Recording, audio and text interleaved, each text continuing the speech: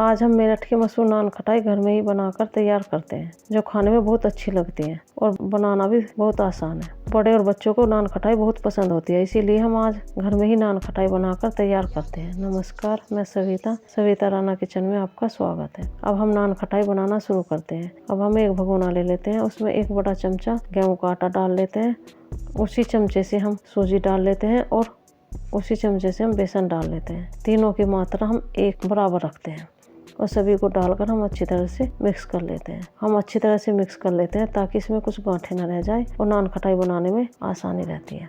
इस तरह से सभी को हमने मिक्स कर लिया है। नान खटाई तो सभी को बहुत पसंद होती है और आपको नान खटाई या बिस्कुट जो भी पसंद है कमेंट करें। इस तरह से सभी आटा मिक्स कर लिया है और हम इसे एक साइड में रख लेते हैं। अब चलते हैं हम दूसरी साइड। अब हम एक भगोना ले लेते हैं, उस भगोने में हम 2 बड़े चम्मच देसी घी डालकर फेंट लेते हैं। जब तक फेंटते रहते हैं जब तक घी क्रीम की तरह दिखने ना लग जाए।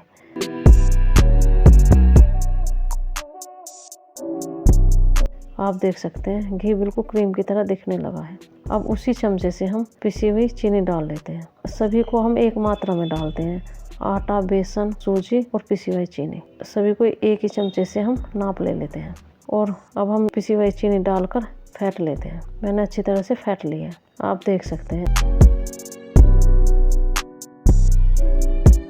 अब हम 1 बड़ा चम्मच दूध की मलाई डाल लेते हैं और डालकर अच्छी तरह से फेंट लेते हैं।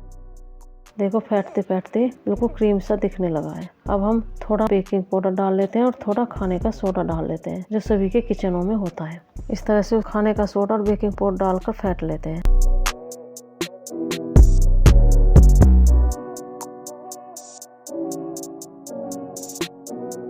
अब जो मैंने सूजी और बेसन और आटे का जो मिक्सर बनाकर रखा था उसे थोड़ा थोड़ा हम डाल लेते हैं और अच्छी तरह से हम आटा गूंद कर तैयार कर लेते हैं, यानी कि एक डो बनाकर हम तैयार कर लेते हैं। थोड़ा थोड़ा डालते रहते हैं और आटा गूंद कर तैयार कर लेते हैं। आप देख सकते हैं नान खटाई बनाने में सबसे ज्यादा ध्यान रखना है कि आटा जो गूंद कर हम तैयार कर रहे हैं पतला नहीं होना चाहिए, ना ज्यादा पतला और ना ज्यादा टाइट। अब हम आटा गूंद कर तैयार कर लेते हैं।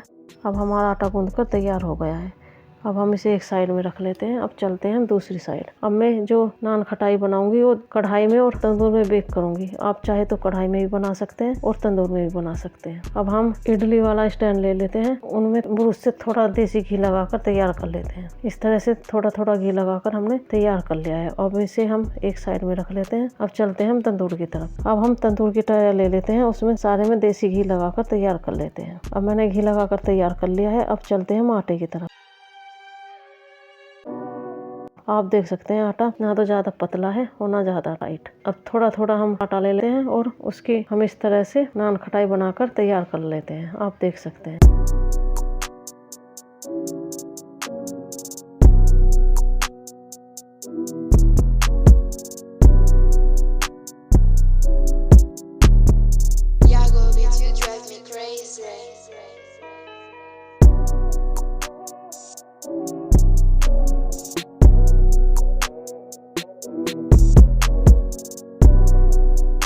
मैंने सभी नान खटाई बनाकर तैयार कर ली है। अब इन्हें हम एक साइड में रख लेते हैं। अब हम ले लेते हैं इडली वाला स्टैंड, उसमें इस तरह से नान खटाई सेट कर देते हैं और ऊपर से हम बादाम लगा देते हैं। मैंने बादाम काट कर पहले ही तैयार कर लेते। अब इस तरह से हम एक एक बादाम रख लेते हैं।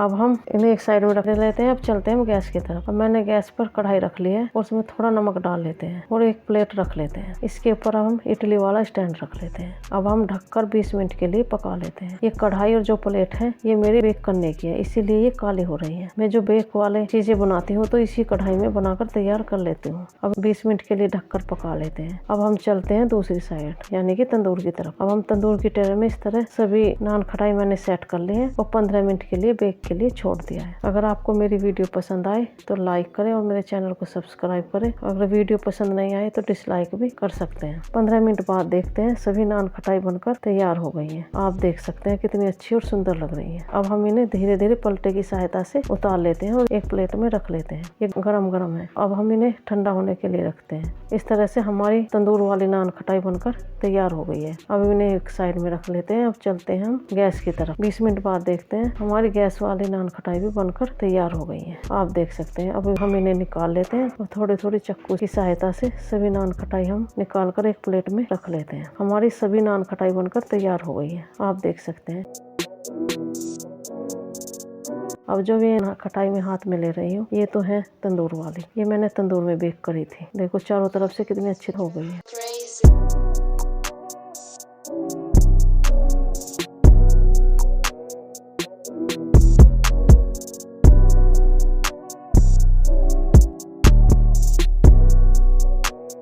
अब ये जो दूसरे वाली नान खटाई उठाई है, ये है हमारी कढ़ाई वाली। ये मैंने कढ़ाई में बेक करी थी। आप चाहे तो कढ़ाई में भी बेक कर सकते हैं और तंदूर में भी। ये दोनों में ही बनकर अच्छी तरह से तैयार हो जाती हैं।